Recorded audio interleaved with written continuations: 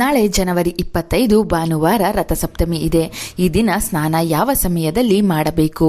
ಸೂರ್ಯ ದೇವರಿಗೆ ಹೇಗೆ ಪೂಜೆ ಮಾಡಿದರೆ ಆರೋಗ್ಯ, ಐಶ್ವರ್ಯ, ದೈವಬಲ ಸಿಗುತ್ತದೆ? ಈ ದಿನ ಯಾವ ಮಂತ್ರ ಹೇಳಿ ಯಾವ ಬಣ್ಣದ ಬಟ್ಟೆ ಧರಿಸಿದರೆ ಸೂರ್ಯನ ಕೃಪೆಗೆ ಪಾತ್ರರಾಗಬಹುದು ಎಂದು ಈಗ ತಿಳಿಯೋಣ. ಮಾಘ ಮಾಸದಲ್ಲಿ ಶುಕ್ಲ ಪಕ್ಷದಲ್ಲಿ ಬರುವ ಸಪ್ತಮಿ ತಿಥಿಯನ್ನು ರಥಸಪ್ತಮಿ ಎಂಬ ಹೆಸರಿನಿಂದ ಕರೆಯುತ್ತಾರೆ. ಈ ದಿನವನ್ನು ಸೂರ್ಯಗ್ರಹಣಕ್ಕೆ ಸಮಾನವಾದ ದಿನವೆಂದು ಪರಿಗಣಿಸಲಾಗುತ್ತದೆ. ಯಾರು ರಥಸಪ್ತಮಿಯ ದಿನ ಅರುಣೋದಯದ ಸಮಯದಲ್ಲಿ ಪ್ರಯಾಗದಲ್ಲಿ ಸ್ನಾನ ಮಾಡುವ ಭಾಗ್ಯವನ್ನು ಪಡೆಯುತ್ತಾರೋ ಅವರಿಗೆ ಕೋಟಿ ಸೂರ್ಯಗ್ರಹಣಕ್ಕೆ ಸಮಾನವಾದ ಫಲವನ್ನು ಅವರು ಅನುಭವಿಸುತ್ತಾರೆಂದು ಪುರಾಣಗಳಲ್ಲಿ ಉಲ್ಲೇಖವಿದೆ. ಜಗತ್ತಿಗೆ ಬೆಳಕನ್ನು ನೀಡಿ ಜಗತ್ತಿನ ಎಲ್ಲ ಜೀವಿಗಳಿಗೂ ಆರೋಗ್ಯ ನೀಡುವ ಸೂರ್ಯದೇವರನ್ನು ಮರೆಯದೆ ಈ ದಿನ ಸ್ಮರಿಸಬೇಕು. ರಥಸಪ್ತಮಿ ದಿನ ಬೆಳಿಗ್ಗೆ 5:06 6:47 ಒಳಗಾಗಿ ಸ್ನಾನವನ್ನು ಮಾಡಿಕೊಳ್ಳಬೇಕು. ಬಿಳಿ ಎಕ್ಕದ ಎಲೆಗಳನ್ನು ತೆಗೆದುಕೊಂಡು ತಲೆಯ ಮೇಲೆ, ಭುಜಗಳ ಮೇಲೆ, ಮಂಡಿಗಳ ಮೇಲೆ, ಪಾದಗಳ ಮೇಲೆ ಇಟ್ಟು ಸ್ನಾನ ಮಾಡಿಕೊಳ್ಳಬೇಕು. ಸ್ನಾನಕ್ಕೆ ತಣ್ಣೀರು ಅಥವಾ ಉಗುರು ಬೆಚ್ಚಗಿನ ನೀರನ್ನು ಬಳಸಬೇಕು. ಮನೆಗೆ ಸಮೀಪವಾಗಿ ನದಿ ಸರೋವರಗಳಿದ್ದರೆ ಅಲ್ಲಿಗೆ ಹೋಗಿ ಸ್ನಾನ ಮಾಡಿದರೆ ಶ್ರೇಷ್ಠ ಫಲಗಳು ಸಿಗುತ್ತವೆ.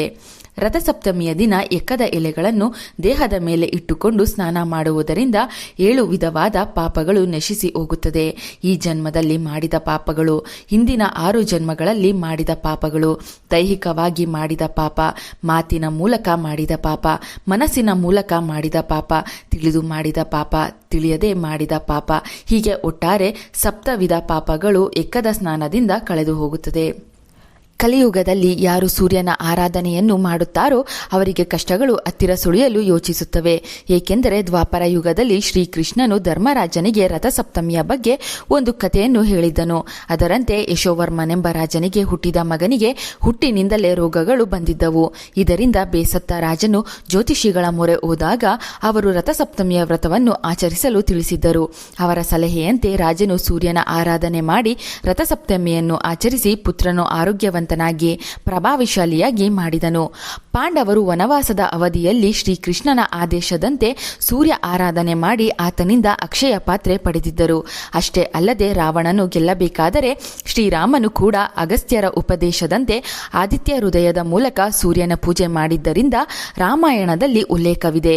ಮಯೂರನೆಂಬ ಕವಿ ಸೂರ್ಯ ಶತಕವೆಂಬ ಗ್ರಂಥವನ್ನು ಬರೆದು ಕಳೆದುಕೊಂಡ ಕಣ್ಣನ್ನು ಮತ್ತೆ ಪಡೆದನೆಂದು ಉಲ್ಲೇಖವಿದೆ.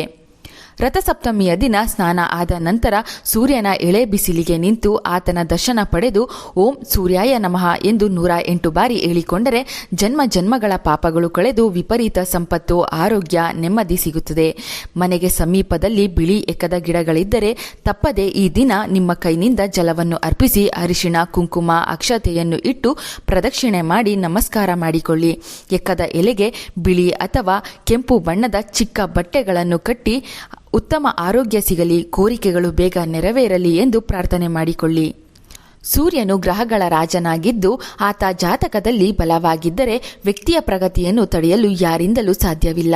ನಿಮ್ಮ ಜಾತಕದಲ್ಲಿ ಸೂರ್ಯನ ಬಲ ಇಲ್ಲವೆಂದರೆ ಪದೇ ಪದೇ ಅನಾರೋಗ್ಯ, ಯಾವುದೇ ಕೆಲಸ ಮಾಡಲು ಹೋದಾಗ ಕಷ್ಟ ಎದುರಾಗುತ್ತಲೇ ಇರುತ್ತದೆ. ಜೀವನದಲ್ಲಿ ನಿರಂತರ ಯಶಸ್ಸನ್ನು, ಅದೃಷ್ಟವನ್ನು, ಉತ್ತಮ ಆರೋಗ್ಯವನ್ನು ಪಡೆಯಲು ರಥಸಪ್ತಮಿಯ ದಿನ ಕೆಂಪು ಬಣ್ಣದ ವಸ್ತ್ರವನ್ನು ಧರಿಸಿ ಸೂರ್ಯನ ಆರಾಧನೆಯನ್ನು ಮಾಡಿಕೊಳ್ಳಿ. ನಿಮ್ಮ ಮನೆಯ ಮುಂದೆ, ನದಿ ಸರೋವರಗಳಲ್ಲಿ, ದೇವಾಲಯಗಳಲ್ಲಿ ರಥಸಪ್ತಮಿಯ ದಿನ ಸೂರ್ಯನಿಗೆ ಅರ್ಘ್ಯ ನೀಡಿ ಆದಿತ್ಯ ಹೃದಯ ಪಾರಾಯಣ ಮಾಡಿ.